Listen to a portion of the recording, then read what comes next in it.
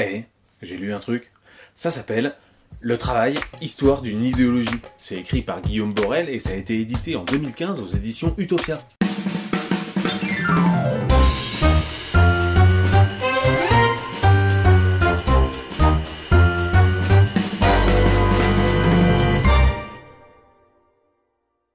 Mais idéologie de quoi encore? Enfin, le travail ça fait partie de la vie humaine. Enfin, même quand on était chasseur-cueilleur, il fallait bien se bouger pour aller chercher de la bouffe.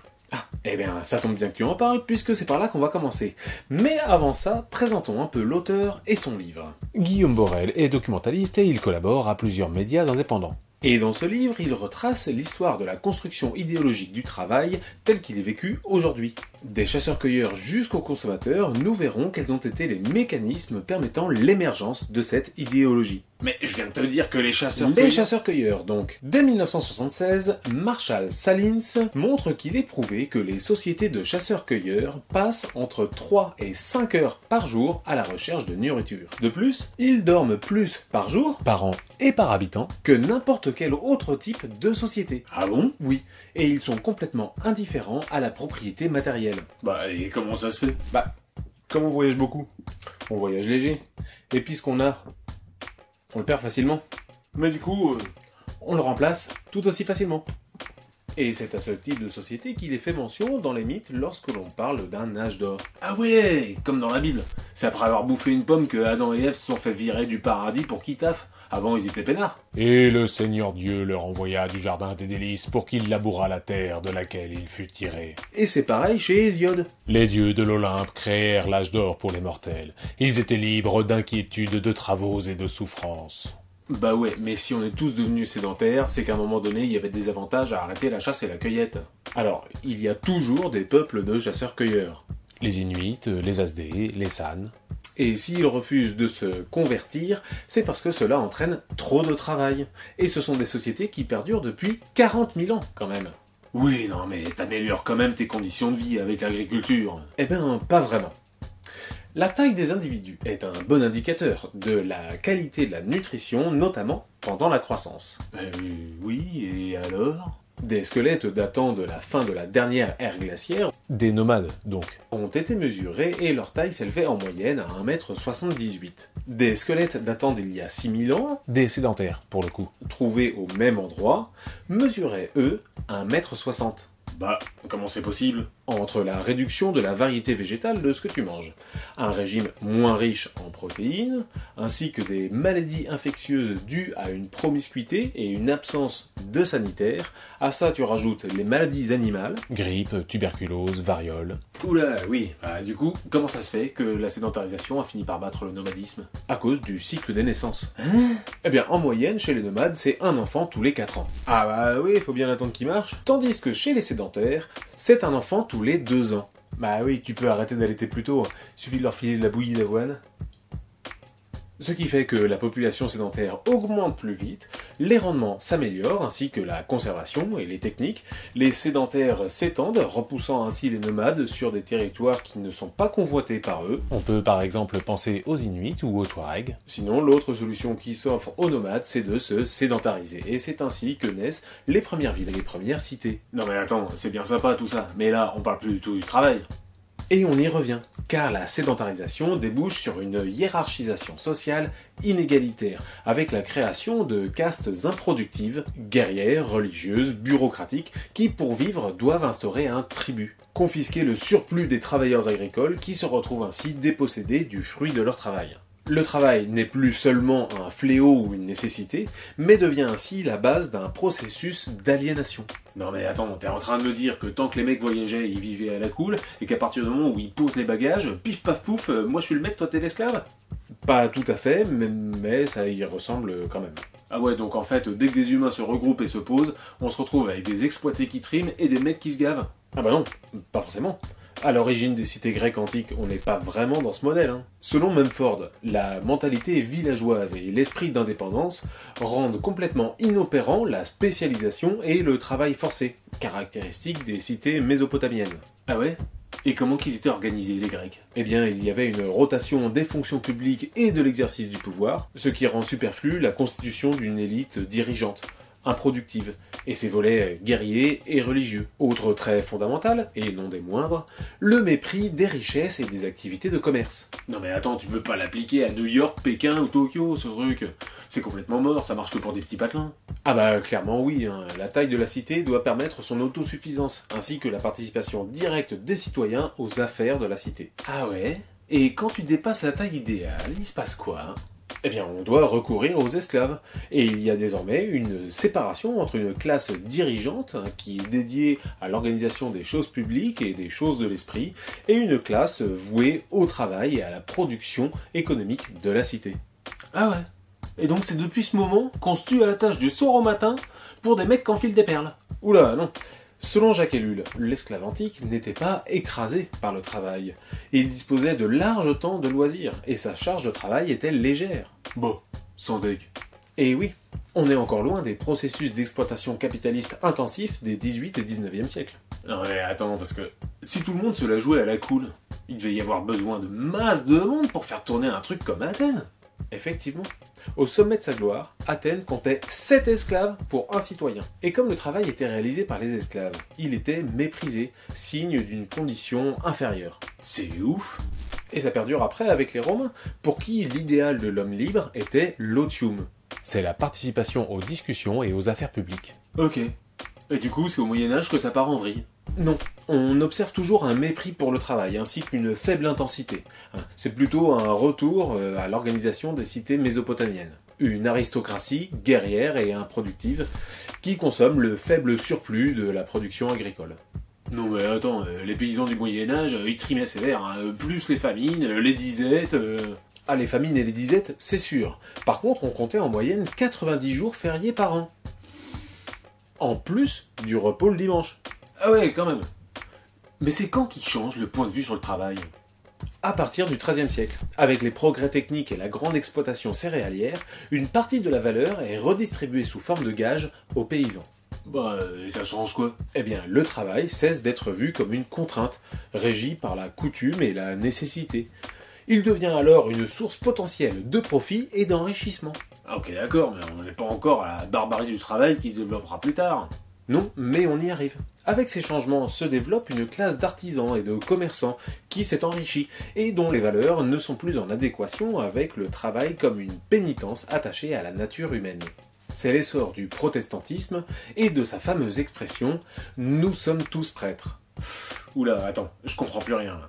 C'est de là que va découler la promotion de l'accès aux écritures et au savoir, ce qui va déboucher sur un processus d'alphabétisation massif, ainsi qu'une mise en circulation des savoirs.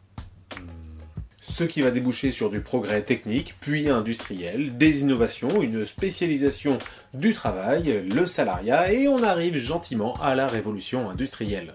Oui, mais l'idéologie du travail dans tout ça? Avec les Lumières, le travail devenant un coût, un facteur de production, il va être glorifié et devenir la valeur centrale de la bourgeoisie et de la classe dominante. Ouais, glorifié... Forcez les hommes au travail et vous les rendrez honnêtes gens. Voltaire. Bon, ok. Et à la Révolution française, c'est la libération de la morale bourgeoise. Ah ouais. On met tout à plat, on vire le repos du dimanche, et puis les jours fériés, parce que c'est des trucs religieux, et bim bam boum, au boulot les pauvres. Oui, en quelque sorte. En 1840, les journées de travail durent 12 heures, 7 jours sur 7, et les enfants peuvent travailler, mais à partir de 8 ans seulement, et pas plus de 8 heures par jour, avec une pause. Ah bah d'accord, ok pour la morale bourgeoise, mais le peuple, les ouvriers, ils peuvent pas adhérer à un truc pareil. Eh ben en fait, si. À cause de Marx. Quoi? Bah oui. Son combat à lui, c'est la propriété privée des moyens de production comme base d'exploitation. Mais il ne critique pas l'idéologie bourgeoise du travail. Ah bon? Par essence, le travail est la manifestation de la personnalité de l'homme. C'est le moyen de subsistance directe et la confirmation de son existence individuelle. Et cette idéologie sera même consacrée par la Constitution de 1848. Article 4. La République a pour base la famille, le travail, la propriété et l'ordre public. Mais cette idéologie du travail à caractère totalitaire entre en contradiction avec la participation directe des citoyens à la vie publique. Ah bah oui, tiens. D'où un modèle d'expression démocratique, représentatif et électif. Ah ouais. Et on en revient à une classe qui taffe et une classe qui se gave. Bah ouais, mais bon, il y a bien eu des conquêtes quand même sociales, hein. La réduction du temps de travail, les congés payés... En effet, mais sans remise en cause de l'idéologie productiviste du travail. Et c'est ensuite que viendra la révolution de l'organisation scientifique du travail. La quoi?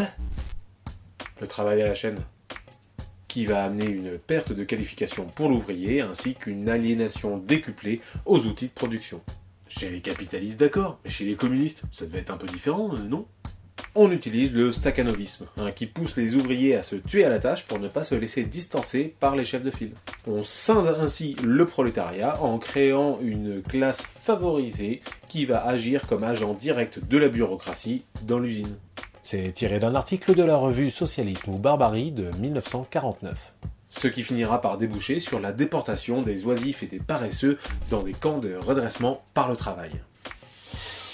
C'est quand même vachement barbare. Et la barbarie va atteindre son paroxysme avec les camps de concentration nazis et leur devise Arbeit macht frei, ou l'idéologie d'une classe dominante confrontée à la réalité sociale de ce travail censément libérateur. Oui, bon, on a compris. L'idéologie du travail sous-tend l'aliénation et la contrainte. Et quoi? Eh bien, après les 2 guerres mondiales, la reconstruction, les 30 glorieuses, tout ça, le travailleur n'est plus seulement un facteur de production, mais devient un consommateur et le débouché de son propre travail. Non mais attends, à cette période, il y a eu plein d'avancées sociales, la Sécu, par exemple. Oui, mais toujours couplé à la valeur travail. Les cotisations de la Sécu sont prises pour moitié sur les revenus du travail. Bah, et sur quoi d'autre tu veux prélever, sinon le capital. C'est plus stable dans le temps et moins soumis aux variations de la conjoncture économique. Mais bon bref, avec la tertiarisation de la société, le travailleur est détaché du rapport direct avec le processus de production. Non mais attends, ça fout en l'air l'idéologie du travail dont tu parlais précédemment. Précisément. Et une nouvelle idéologie va devoir se charger de prendre sa place. Le consumérisme. Oula, alors attends, très vite fait. C'est quoi le consumérisme? Eh bien, il n'y a plus vraiment de sens au travail ou à l'emploi. C'est l'implication du consommateur dans la société de consommation et sa capacité à se réaliser à travers elle qui vont devenir les éléments moteurs principaux de la motivation individuelle. Le pouvoir d'achat, c'est-à-dire la capacité à consommer, devient un élément central de revendication. Et c'est quoi ces objectifs à cette idéologie? Au niveau économique, c'est créer de nouveaux débouchés à la surproduction. Au niveau sociétal, c'est conditionner les individus aux impératifs du système marchand. Mais tout de suite, conditionner, quoi. Pour beaucoup, consommer est devenu une occupation loisir, voire culturelle. C'est l'occasion de partager des goûts et de se faire plaisir ensemble. Bernard Cohen-Haddad pour l'ouverture des magasins le dimanche et sous l'angle du droit à la consommation. Non mais ça c'est son avis à lui. Comment tu conditionnes les gens? Par une exposition massive aux messages publicitaires et par l'obsolescence marketing et technologique. Oui, bon, mais t'es pas obligé de subir. Tu peux toujours travailler moins pour gagner moins, pour consommer moins.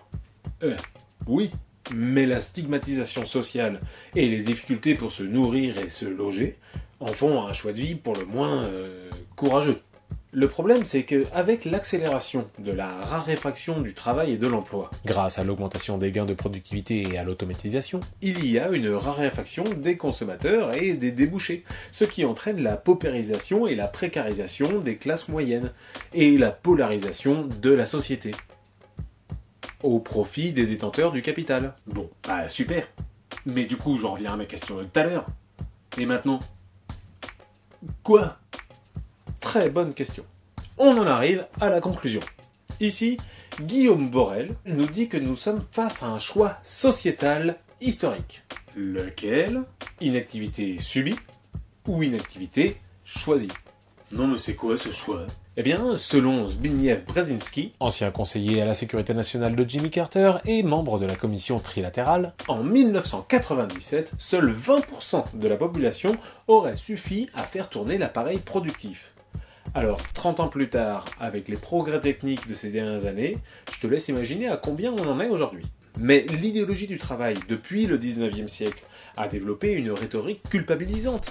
et des procédés disciplinaires coercitifs visant à criminaliser l'inactivité, alors assimilée à de l'assistanat. Et pourquoi déjà? Parce que le temps libre, s'il n'est pas capté par le consumérisme, devient un facteur d'émancipation, de troubles potentiels, voire de menaces pour l'ordre social.